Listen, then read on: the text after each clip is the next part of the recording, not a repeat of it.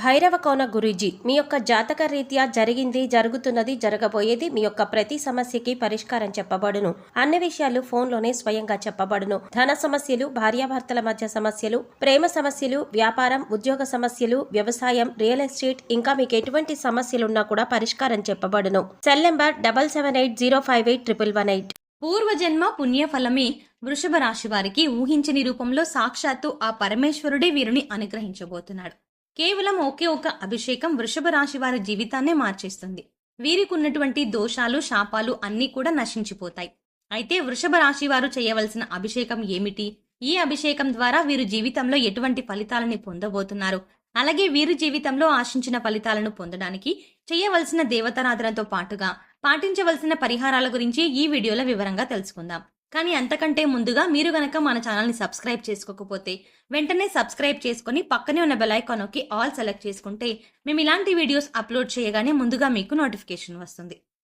ఈ రాశి వారిని సాక్షాత్తు ఆ పరమేశ్వరుడే రక్షించబోతున్నాడు. ఈ రాశి వారు ఎవరైతే జీవితంలో అనేక సమస్యలతో ఇబ్బందులు పడుతూ ఉన్నారో, అలాగే కొన్ని శాపాల కారణంగా బాధలు అనుభవిస్తూ జీవితాన్ని భారంగా గడుపుతూ ఉన్నారో, అటువంటి వారికి ఊహించని రూపంలో వారి సమస్యలకు పరిష్కారం లభించబోతోంది. ఈ రాశి వారు కేవలం ఒకే ఒక అభిషేకంతో వీరి జీవితంలో ఉన్నటువంటి కష్టాలు, బాధల నుండి విముక్తి పొందవచ్చు. అయితే వీరు చేయవలసిన అభిషేకం ఏమిటి, అలాగే ఈ అభిషేకాన్ని వీరు ఎలా నిర్వహించాలి అనేటువంటి విషయాల గురించి తెలుసుకుందాం. ఈ రాశి వారు చాలా మొండితనం కలిగి ఉంటారు. అలాగే వీరు దూకుడు స్వభావం కలిగి ఉంటారు. అంతేకాకుండా వీరికి కోపం ఎక్కువగా ఉంటుంది. అలాగే ఎవరూ సాధించని పనులను కూడా వీరు సులభంగా సాధించడం వల్ల వీరికి గర్వం అనేది ఎక్కువగా ఉంటుంది.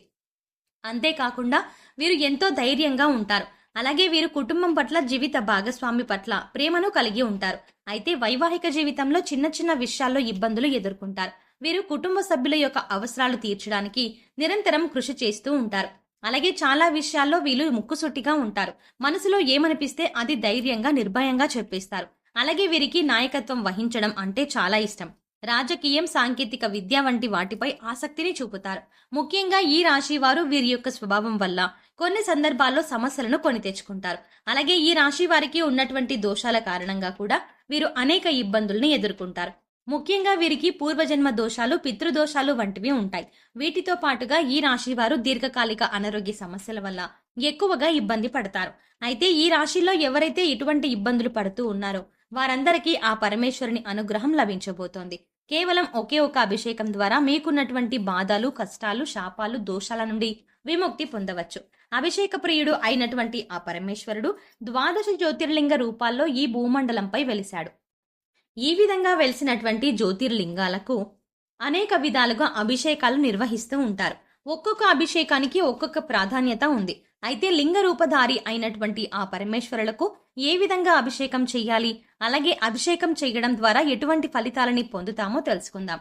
మనకున్నటువంటి కష్టాల నుండి, బాధల నుండి, దోషాల నుండి విముక్తి పొందాలి అంటే లింగ రూపధారి అయినటువంటి ఆ పరమేశ్వరునికి మనం ఏ విధంగా అభిషేకం చెయ్యాలి, అలాగే ఏ విధంగా అభిషేకం చేయడం ద్వారా ఎటువంటి ఫలితాన్ని పొందుతామో తెలుసుకుందాం. కంచిలో వెలిసినటువంటి ఏకాంబరేశ్వర శివలింగంకు దారాభిషేకం చేస్తారు. ఈ విధంగా చేయడం వల్ల సకల పాపాలు నశిస్తాయి. అలాగే తేజోలింగధారి అయిన ఆ శివునికి రుద్రాభిషేకం అంటే చాలా ఇష్టం.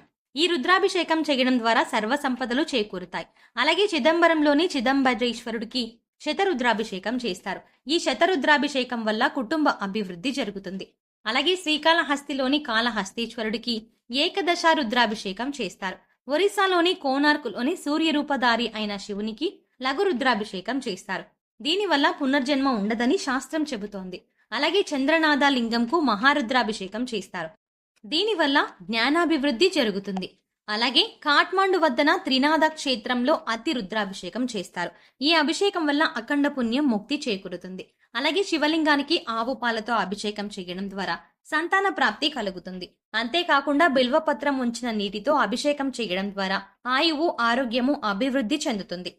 అలాగే స్వచ్ఛమైన నీటితో అభిషేకం చేయడం వల్ల సకల వర్షాలు కురుస్తాయి. కొబ్బరి నీరు, తేనె, పండ్ల రసం, చెరుకు రసం, నెయ్యి లాంటి వాటితో అభిషేకం చేస్తే సకల పాపాలు నశించి ఆరోగ్యం, ఐశ్వర్యం, వంశాభివృద్ధి జరుగుతుంది. అంతేకాకుండా శివపూజ మహత్యంలో చాలా విశేషమైనటువంటి ఒక అభిషేకాన్ని గురించి వివరించారు. అదే సహస్ర ఘటాభిషేకం. ఈ సహస్ర ఘటాభిషేకంలో 1296 కలశాలతో అద్భుతంగా శివునికి అభిషేకాన్ని నిర్వహిస్తారు. ముందుగా ఈ అభిషేకానికి 1296 కలశాలను సిద్ధం చేసుకుంటారు. తర్వాత వాటిని శుద్ధి చేసి వాటికి విభూదిని రాసి బొట్లు పెట్టి తర్వాత అష్టగంధం, సుగంధ ద్రవ్యాలు అలాగే పంచామృతాలు అన్నింటినీ కలిపి అభిషేక జలాలను సిద్ధం చేసుకుంటారు. ముందుగా సిద్ధం చేసుకున్న ఘటాలన్నింటికి ధూపాన్ని వేస్తారు. తర్వాత వాటన్నింటినీ ఒక క్రమ పద్ధతిలో ఉంచి తయారు చేసినటువంటి అభిషేక జలాన్ని ఆ కలశాల్లో నింపి పూజా కార్యక్రమం నిర్వహిస్తారు. ఆ తర్వాత ఆ 1296 కలశాలతో లింగ రూపధారి అయిన ఆ పరమేశ్వరునుకు అభిషేకం చేస్తారు. ఈ విధంగా అభిషేకం చేయడం వల్ల పూర్వజన్మ దోషాలు, సర్పదోషాలు, పితృదోషాలు వంటివన్నీ కూడా తొలగిపోతాయి. అయితే అందరూ ఈ సహస్ర ఘటాభిషేకాన్ని నిర్వహించలేరు. ఎందుకంటే వారి వారి ఆర్థిక ఇబ్బందులు, అలాగే వారి యొక్క జీవన శైలి, అలాగే ఇతర సమస్యల వల్ల అందరూ కూడా ఈ అభిషేకాన్ని నిర్వహించాలంటే సాధ్యం కాదు. కాబట్టి ఈ రాశి వారికి కేవలం ఒకే ఒక్క అభిషేకంతో ఆ పరమేశ్వరుడి యొక్క అనుగ్రహం ఏ విధంగా పొందాలో తెలుసుకుందాం. ఈ రాశి వారు కేవలం ఒకే ఒక్క అభిషేకం చేయడం వల్ల వారికి ఉన్నటువంటి కష్టాలు, దోషాలు, శాపాల నుండి విముక్తి పొందవచ్చు. అలాగే ఈ రాశి వారికి ఈ అభిషేకం చేయడం చాలా సులభం. ఎందుకంటే ఈ అభిషేకానికి అధికంగా ధనాన్ని ఖర్చు చేయాలని అవసరం లేదు. కేవలం మీ యొక్క భక్తి శ్రద్ధలు మాత్రమే ఈ అభిషేకానికి అవసరం. కాబట్టి ఇటువంటి అభిషేకాన్ని చేయడం ద్వారా మీ జీవితంలో మార్పును పొందవచ్చు. అయితే ఈ రాశి వారు పాటించవలసిన అభిషేక విధానం గురించి తెలుసుకుందాం. ముందుగా శ్రేష్టమైనటువంటి పుట్టమట్టిని తీసుకోండి. తర్వాత శ్రీగంధం చెక్కను తీసుకొని దాన్ని నూరి గంధాన్ని తీయండి. తర్వాత ముందుగా తీసుకున్నటువంటి పుట్టమట్టిలో ఈ శ్రీగంధం కలపండి. ఈ విధంగా కలిపి ఆ పుట్టమట్టితో ఒక శివలింగాకృతిని తయారు చేయండి. ఈ విధంగా తయారు చేసినటువంటి శివలింగానికి చందనం, సుగంధ ద్రవ్యాలు, కస్తూరి, అలాగే గంగాజలం, పంచామృతాలతో మీకు వీలైనటువంటి వాటితో 20 రోజుల పాటు అభిషేకాన్ని ప్రతిరోజు నిర్వహించండి. అలాగే శివలింగం దగ్గర ప్రతిరోజు బిల్వదళాన్ని ఉంచండి. ఈ విధంగా 20 రోజుల పాటు అభిషేకం చేయడం ద్వారా ఈ రాశి వారి జీవితమే మారిపోతుంది. వీరికి ఉన్నటువంటి శాపాలు, దోషాలు అన్నీ కూడా తొలగిపోతాయి. అంతేకాకుండా ఈ విధంగా తయారు చేసినటువంటి శివలింగాన్ని గుండెల దగ్గరగా పెట్టుకొని ఓం నమ శివాయ, ఓం నమ శివాయ అని 108 సార్లు జపించడం ద్వారా వీరికున్నటువంటి అనారోగ్య సమస్యలన్నీ కూడా తీరిపోతాయి. అలాగే ఈ రాశి వారి జీవితంలో ఆశించిన ఫలితాలని పొందడానికి పాటించవలసిన పరిహారం గురించి తెలుసుకుందాం. ఈ రాశి వారు సూర్యుని అనుగ్రహం కొరకు సూర్యబీజ మంత్రాన్ని ప్రతినిత్యం జపించాలి. అలాగే వీధి సునకాలకు ఆహారం అందివ్వాలి. నలుపు, తెలుపు రంగులో ఉన్న కంబలిని దానం చేయాలి. ఉలవలతో చేసిన ఆహార పదార్థాలు పేదలకు పంచాలి. ఉలవలను నీటిలో నానబెట్టి గోవులకు తినిపించాలి. అలాగే మంగళవారం నాడు ఉపవాస నియమాన్ని పాటించడం, సుబ్రహ్మణ్య స్వామి దర్శనాన్ని చేసుకోవడం శుభ ఫలితాన్ని ఇస్తుంది. సో చూసారు కదండి, కేవలం ఒకే ఒక్క అభిషేకం ఈ రాశి వారి జీవితాన్ని ఏ విధంగా మార్చేస్తుంది, అలాగే ఈ అభిషేకం ద్వారా వీరికి ఉన్నటువంటి శాపాలు, దోషాలు ఏ విధంగా నశించిపోతాయి వంటి విషయాల గురించి ఈ వీడియోలో వివరంగా తెలుసుకున్నాం కదా. ఈ వీడియో మీకు నచ్చినట్టయితే లైక్ చేయండి. మీ ఫ్రెండ్స్ అండ్ ఫ్యామిలీ మెంబర్స్ లో ఎవరైనా వృషభ రాశి వారు ఉంటే వారితో ఈ వీడియోని షేర్ చేసుకోవడం మర్చిపోకండి. ఇప్పటి వరకు మీరు గనక మన ఛానల్ని సబ్స్క్రైబ్ చేసుకోకపోతే వెంటనే సబ్స్క్రైబ్ చేసుకొని పక్కనే ఉన్న బెల్ ఐకాన్ నొక్కి ఆల్ సెలెక్ట్ చేసుకుంటే మేము ఇలాంటి వీడియోస్ అప్లోడ్ చేయగానే ముందుగా మీకు నోటిఫికేషన్ వస్తుంది. మరో చక్కటి వీడియోతో మళ్ళీ కలుద్దామండి.